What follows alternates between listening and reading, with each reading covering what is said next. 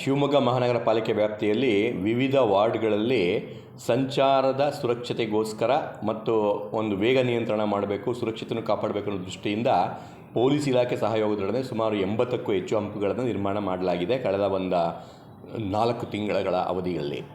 ಆದರೆ ಇತ್ತೀಚೆಗೆ ಬಂದುಬಿಟ್ಟು ಕೆಲವು ಹಂಪುಗಳ ಎತ್ತರ ಸ್ವಲ್ಪ ಜಾಸ್ತಿಯಾಗಿದೆ ಮತ್ತು ಆ ಒಂದು ರಸ್ತೆಗೆ ಆ ಒಂದು ಡಿಸೈನ್ ಮಾಡಿರುವಂಥ ಹಂಪಿನ ಒಂದು ಗುಣಮಟ್ಟ ಸರಿ ಇಲ್ಲ. ಹಾಗಂದ್ಬಿಟ್ಟು ಹಲವಾರು ಅಪಘಾತಗಳಿಗೂ ಕೂಡ ಕಾರಣ ಆಗಿರುತ್ತೆ, ಗಂಭೀರತರದ ಸ್ವರೂಪವನ್ನು ಕೂಡ ಕಾರಣ ಆಗಿರೋದು ಗಮನಕ್ಕೆ ಬಂದಿರುತ್ತೆ. ಈಗಾಗಲೇ ಸಮರೋಪಾದಿಯಲ್ಲಿ ಬಂದುಬಿಟ್ಟು ಹಲವಾರು ಮೀಟಿಂಗ್ಗಳನ್ನು, ಕ್ಷೇತ್ರೀಯ ಪರಿವೀಕ್ಷಣೆಗಳನ್ನು ನಮ್ಮ ಶಿವಮೊಗ್ಗ ಮಹಾನಗರ ಪಾಲಿಕೆಯ ಎಲ್ಲ ಎಡಬಲಿಗಳು, ಜೆಇಗಳು, ಎಇಗಳು, ಎಸ್ಸಿಗಳು, ನಾನು ಆಯುಕ್ತನಾಗಿ ಖುದ್ದು ಬಂದು ಸ್ಥಳ ಪರಿವೀಕ್ಷಣೆ ಮಾಡಿ ಹಲವಾರು ಕಾರ್ಯಕ್ರಮಗಳನ್ನು ತೆಗೆದುಕೊಂಡಿದ್ದೇವೆ. ಈಗಾಗಲೇ ಸುಮಾರು ಒಂದು 14 ಹಂಪುಗಳನ್ನು ನಾವು ತೆರವುಗೊಳಿಸಿದ್ದೇವೆ. ಒಟ್ಟು 23 ಹಂಪುಗಳನ್ನು ಅದು ಸ್ವಲ್ಪ ಪ್ರಾಥಮಿಕ ಹಂತದಲ್ಲಿ ತೆರವುಗೊಳಿಸಬೇಕಾಗಿದೆ ಅಂತ ನಾವು ಗುರುತಿಸಿದ್ವಿ.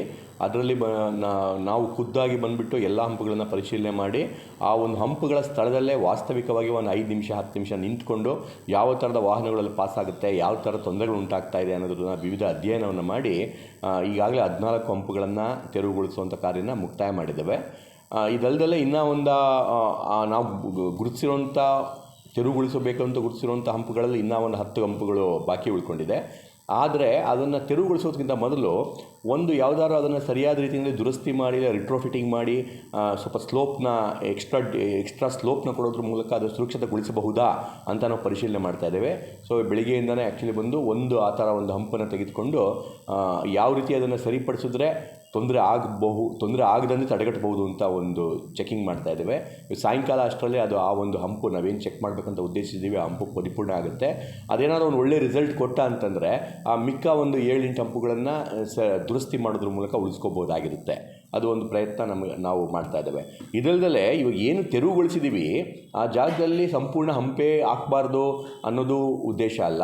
ಅದನ್ನು ಒಂದು ಸೂಕ್ತ ರೀತಿಯಲ್ಲಿ ಸರ್ವೆ ಮಾಡಿ ಆ ವಾಹನದ ಎಷ್ಟು ವೆಹಿಕಲ್ಸ್ ಓಡಾಡ್ತವೆ, ಪೀಕ್ ಟೈಮಲ್ಲಿ ಎಷ್ಟಿರುತ್ತೆ, ನಾನ್ ಪೀಕ್ ಟೈಮಲ್ಲಿ ಎಷ್ಟಿರುತ್ತೆ, 2 ವೀಲರ್ಸ್ ಎಷ್ಟಿರುತ್ತೆ, 4 ವೀಲರ್ಸ್ ಎಷ್ಟು ಬರುತ್ತೆ, ಅಗಲ ಎಷ್ಟಿರುತ್ತೆ, ಮತ್ತು ಸರ್ಕಲ್ ಎಲ್ಲಿ ಬರುತ್ತೆ, ಆಮೇಲೆ ಇದೆಲ್ಲನೂ ಕೂಡ ಸಮಗ್ರವಾಗಿ ಒಂದು ಸಂಸ್ಥೆ ಮೂಲಕ ಅಧ್ಯಯನ ಮಾಡಿ 1 ವಾರ ಅಧ್ಯಯನ ಮಾಡಿ ಆ ಒಂದು ಜಾಗಕ್ಕೆ ತಕ್ಕದಾದಂಥ ವಿಧದ ಹಂಪುಗಳ ಶೈಲಿನಲ್ಲಿ ಯಾಕೆಂದರೆ ಹಂಪುಗಳಲ್ಲಿ ಹಲವಾರು ಥರ ಡಿಸೈನ್ಸ್ ಇರುತ್ತೆ ಮತ್ತು ವಿಧದ ಮೆಟೀರಿಯಲಲ್ಲಿ ಮಾಡೋದ್ರ ಮೂಲಕನೂ ಕೂಡ ಆ ಸುರಕ್ಷತೆನ ಕಾಪಾಡ್ಕೋಬೋದಾಗಿರುತ್ತೆ. ಈ ಮಾಮೂಲಿ ಟಾರಿಂದ ಹಾಕುವಂಥ ಹಂಪಿನಕ್ಕಿಂತ ಒಂದು 4 ಪಟ್ಟು ಹೆಚ್ಚು ದುಬಾರಿ ಆದರೂ ಕೂಡ ವಾಹನ ಸಂಚಾರಕ್ಕೂ ಕೂಡ ಅದು ಹೆಲ್ಪ್ ಮಾಡುತ್ತೆ ಮತ್ತು ಆಮೇಲೆ ಅಪಘಾತಗಳು ತಡೆಗಟ್ಟುತ್ತೆ. ಆಕಸ್ಮಿಕವಾಗಿ ವೇಗವಾಗಿ ಬಂದ್ರೂ ಕೂಡ ವಾಹನ ಸವಾರರಿಗೇನೂ ಅಪಘಾತ ಆಗೋದಿಲ್ಲ. ಇದೆಲ್ಲ ಮನಸ್ಸಿನಲ್ಲಿ ಇಟ್ಕೊಂಡು ಮುಂದೆ ಬರುವಂಥ 1.5-2 ತಿಂಗಳಲ್ಲಿ ಬಂದುಬಿಟ್ಟು ಅದರ ಅಧ್ಯಯನವನ್ನು ಪೂರ್ಣ ಮಾಡಿ ಯಾವ ರಸ್ತೆಗೆ ಯಾವ ಥರದ ಹಂಪು ಸೂಕ್ತ ಅನ್ನೋ ಡಿಸೈನ್ಗಳನ್ನ ತೆಗೆದುಕೊಂಡು ಅದನ್ನು ಮಾಡುವಂಥ ಕ್ರಮನ ಇಟ್ಕೊಂಡಿದ್ದೇವೆ. ಇದಲ್ಲದೆ ಇದು ಆರಂಭಿಕ ಹಂತ. ಇನ್ನು ಮಿಕ್ಕಿರುವಂಥ ಇನ್ನೂ ಒಂದು 30-35 ಹಂಪುಗಳೇನಿದೆ ಅದನ್ನು ಕೂಡ ಪರಿಶೀಲನೆ ಮಾಡಿ ಅದು ಬಹುಮುಖ್ಯ ಕ್ರಾಸ್ ರೋಡ್ಗಳಲ್ಲಿದೆ, ಅದರಿಂದ ತೊಂದರೆ ಆಗ್ತಾ ಇದೆಯಾ ಇಲ್ವಾ ಅಂತ ಮತ್ತೊಮ್ಮೆ ಪೊಲೀಸರ ಜಂಟಿ ಪರಿಶೀಲನೆ ಮಾಡಿ ಅದನ್ನು ಕೂಡ ಸರಿಪಡಿಸುವಂಥ ಕ್ರಮಗಳನ್ನು ಇಟ್ಕೊಳ್ತಾ ಇದ್ದೇವೆ.